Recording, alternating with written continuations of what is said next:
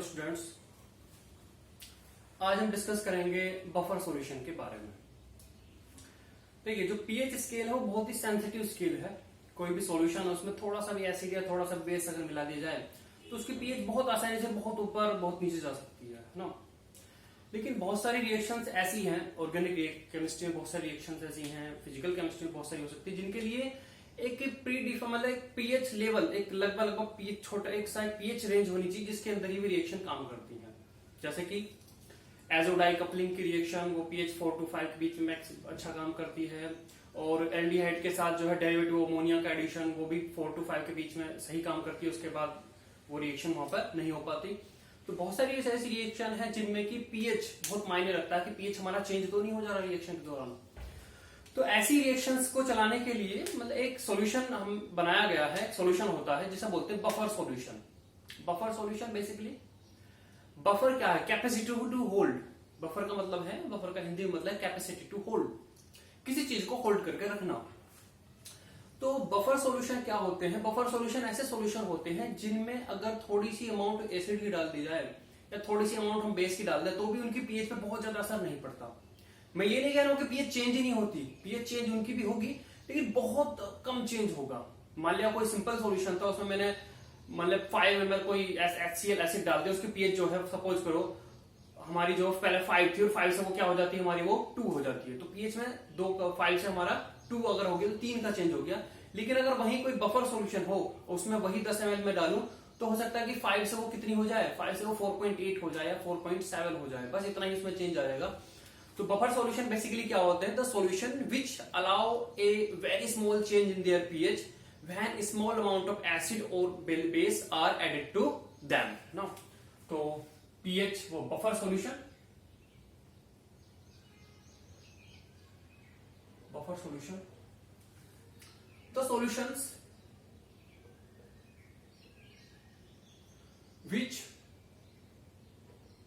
which does not allow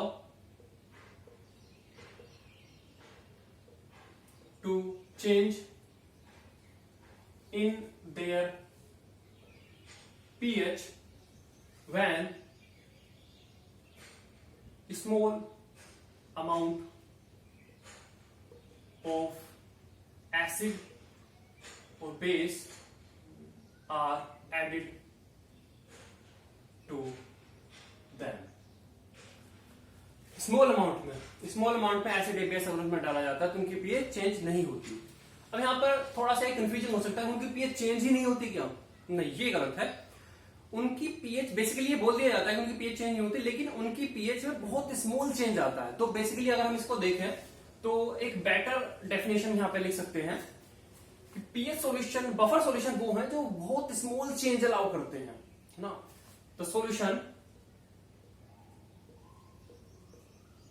The solutions which allows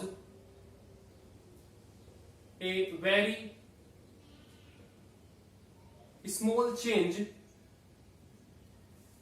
in their pH when small amount of acid or base are added to them। तो basically मैं ये कहूंगा कि जो second वाली हमारी डेफिनेशन वो ज्यादा सही है।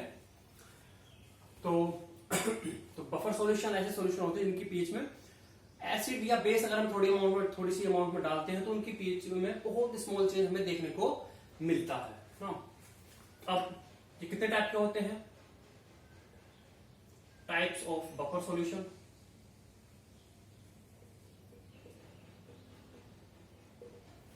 ये बेसिकली 2 टाइप के होते हैं, acidic buffer solution, acidic buffer solution and basic buffer solution. तो पहले हम एसिडिक बफर सॉल्यूशन को देख लेते हैं। एसिडिक बफर सॉल्यूशन क्या होते हैं? एसिडिक बफर सॉल्यूशन वो होते हैं जिनका पीएच जनरली 7 से नीचे होता है। दैट मीन्स अगर हमें ऐसा बफर सॉल्यूशन चाहिए जिसका पीएच 7 से कम है तो हम एसिडिक बफर सॉल्यूशन लेंगे। So the buffer solution whose pH in general is less than 7 are called acidic buffer solution.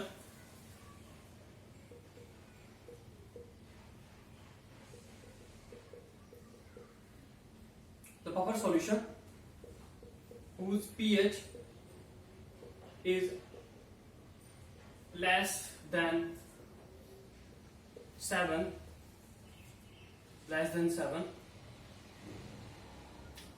are known as acidic buffer solution. तो ये तो इनकी एक मोटी मोटी डेफिनेशन है कि 7 से कम होती है जैसे दिखा, लेकिन इनकी जो एग्जैक्ट वो है मतलब क्या है इसमें कि ये acidic buffer solution basically weak acid और उनके कॉन्जुगेट से बने हुए होते हैं. इसका एग्जांपल अगर हम देखें तो अगर हमें एक एसिडिक बफर सॉल्यूशन बनाना है तो एसिडिक बफर सॉल्यूशन के लिए हमें चाहिए होता है कोई वीक एसिड और इट्स कॉन्जुगेट. इसके कॉन्जुगेट को बेसिकली ये भी कह देते हैं कि इस वीक एसिड का किसी स्ट्रॉन्ग बेस के साथ बना हुआ सोल्ट. तो सोल्ट से भी बेसिकली हम क्या लेकर आ रहे हैं, कॉन्जुगेट ही लेकर आ रहे हैं. तो वीक एसिड एज हम दे सकते हैं CH3COOH एक वीक एसिड है प्लस इसका कॉन्जुगेट. अब कॉन्जुगेट अलग से कोई सेपरेट एंटाइटी तो है नहीं कि कॉन्जुगेट हम केवल जैसे हमने CH3COH ले लिया उसी तरीके से हम केवल कॉन्जुगेट ले लें. तो कॉन्जुगेट को हमें कहीं से लाना होगा. तो बेसिकली हम क्या करते हैं, CH3COH को अगर मैं NaOH के साथ रिएक्ट करा दूं तो मुझे मिलेगा CH3CONa और CH3CONa से मुझे क्या मिल जाएगा CH3CO- जो कि CH3COH का कॉन्जुगेट है. तो बेसिकली हमें चाहिए CH3COO-, लेकिन CH3CO- के लिए हम बेसिकली क्या लेते हैं, हम यहाँ पे CH3COO-Na इसको ले लेते हैं तो हमें यहाँ पे इसका कॉन्जुगेट मिल जाता है. तो बेसिकली एसिडिक बफर सॉल्यूशन वो है जो कि वीक एसिड और उसके कॉन्जुगेट से बने होते हैं और इन जनरल इनका जो पीएच है वो हमारा क्या आता है, 7 से कम आता है. ध्यान दीजिएगा पीएच 7 से ज्यादा भी हो सकता है अगर वीक एसिड उसका कॉन्जुगेट है, जैसे कि हम HCl ले लें.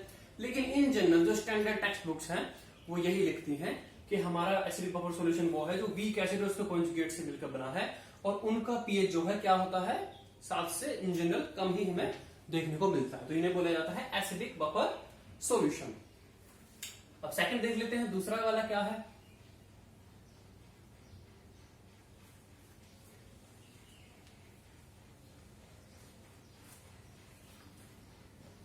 दूसरा वाला हमारा है basic buffer solution.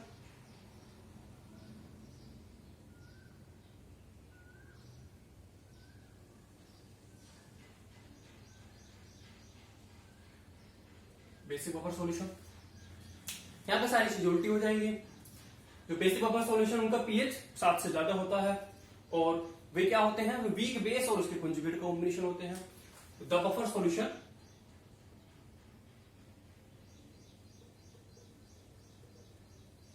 whose pH is more than 7 are known as basic buffer solution.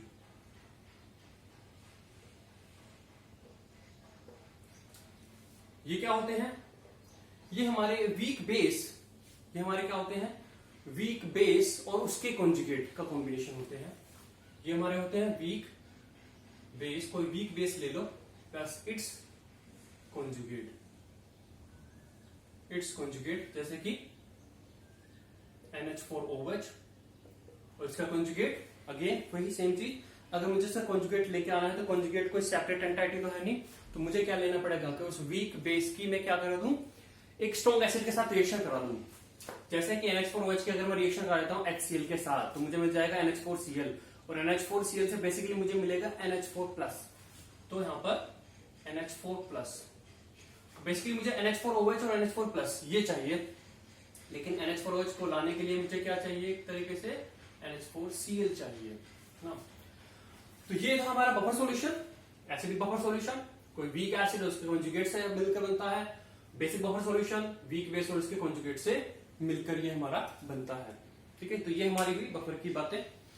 अब हम यहाँ पर ये देख लेते हैं कि ऐसा बफर सॉल्यूशन में क्या होता है कि ये पीएच को चेंज नहीं होने देते, या सही शब्दों में कहें तो पीएच में बहुत स्मॉल चेंज अलाउ करते हैं। पहले ये हमारा यहाँ पे इंपॉर्टेंट चीज है, इस चीज को जान लेते हैं।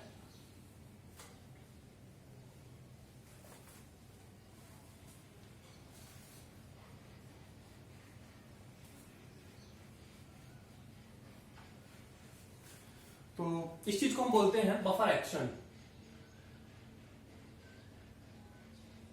बफर एक्शन दैट मीन्स कोई बफर किस तरीके से काम करता है कि वो अपनी पीएच में चेंज नहीं होने देता।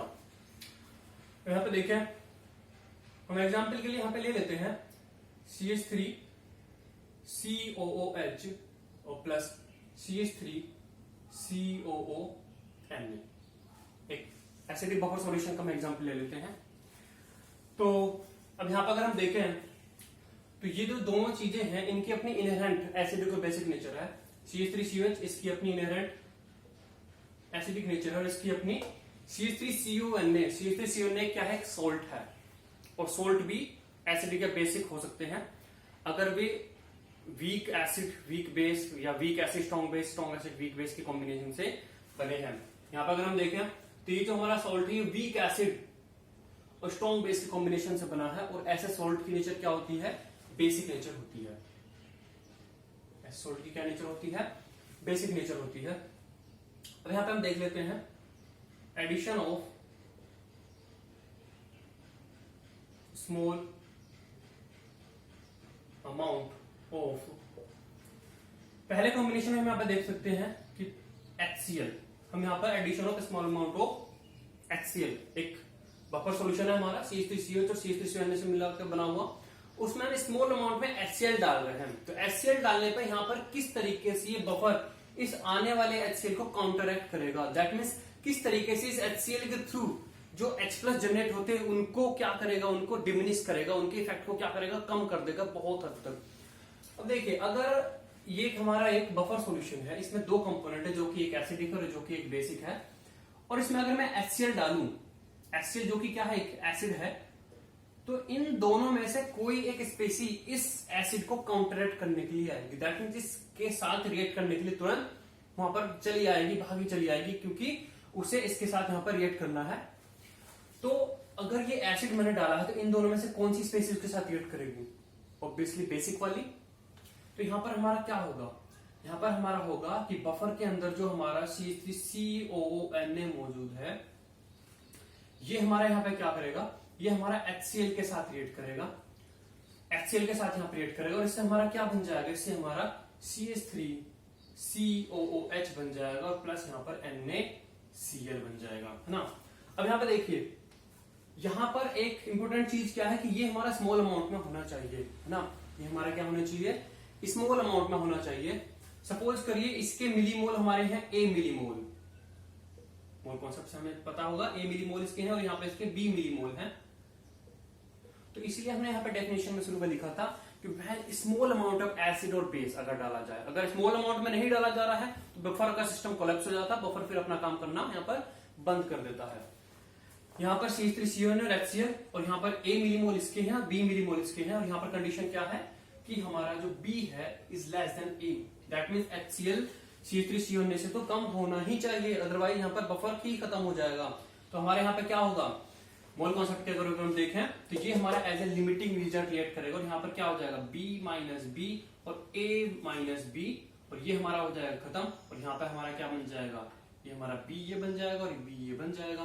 तो बेसिकली ये तो हमारा NaCl है, ये तो हमारा एक न्यूट्रल सॉल्ट है, स्ट्रॉन्ग एसिड स्ट्रॉन्ग बेस से बना हुआ, तो इससे यहाँ पे कोई फर्क यहाँ पे नहीं पड़ेगा। तो बेसिकली हमने यहाँ पर रिएक्शन में किया क्या? हमने रिएक्शन में क्या किया कि स्ट्रॉन्ग एसिड हमने क्या देखा कि एक जो स्ट्रॉन्ग एसिड था HCl, अगर वो सिंपल किसी सॉल्यूशन में डाला जाता तो डलते ही अपने सारे H+ उसके HCl जो भी मोलिक्यूल है H+ और Cl- टूट जाते, और एक एक H एज ए H+ वहां पर अपना एसिडिक बिहेवियर वहां पर शो करता, जिसकी वजह से सॉल्यूशन का पीएच क्या हो जाता? नीचे आ जाता, सॉल्यूशन की एसिडिटी बढ़ जाती। लेकिन यहाँ पे क्या हुआ कि स्ट्रॉन्ग एसिड को हमने बफर के थ्रू क्या कन्वर्ट कर लिया? एक वीक एसिड में कन्वर्ट कर लिया, एक वीक एसिड में कन्वर्ट कर लिया, और वीक एसिड खुद में काफी कम डिसोशिएट होते हैं। दैट मीन्स एक तरीके से यहाँ पर अगर 1 लाख मोलिक्यूल HCl के थे, तो 1 लाख के 1 लाख यहाँ पर डिसोशिएट हो जाते हैं, सबकी वजह से एसिडिक स्ट्रेंथ नजर आती।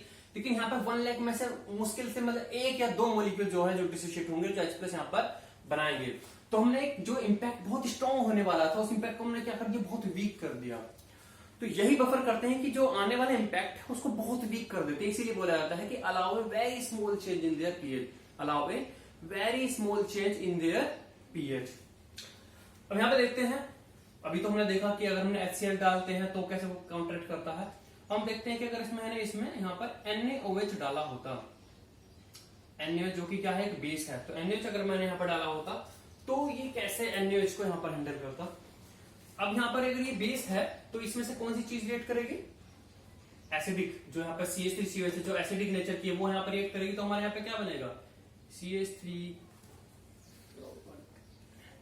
तो हमारे यहाँ पे क्या बनेगा, CH3COOH प्लस NaOH। रिएक्शन होगी इनमें क्योंकि दोनों अपोजिट नेचर के हैं, ये एसिडिक है ये बेसिक है। तो हमारा यहाँ पे बन जाएगा CH3COONA and plus H2O। Again same वही कंडीशन, यहाँ पर A है और यहाँ पर ये B है, और again B is less than A होना चाहिए।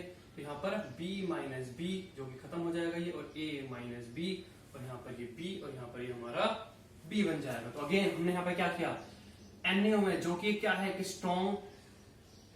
स्ट्रॉन्ग बेस है, उसको हमने सोल्ट में कन्वर्ट कर लिया। हालांकि ये सोल्ट बेसिक है, लेकिन ये सोल्ट बहुत कम बेसिक नेचर जनरेट करेगा, पानी में डलने में बहुत वीक बेस की तरह बिहेव करेगा। तो हमने एक स्ट्रॉन्ग बेस को क्या कर लिया, एक वीक बेस में एक तरीके से हमने यहाँ पे चेंज कर लिया। तो ये है हमारा बफर एक्शन। Thank you.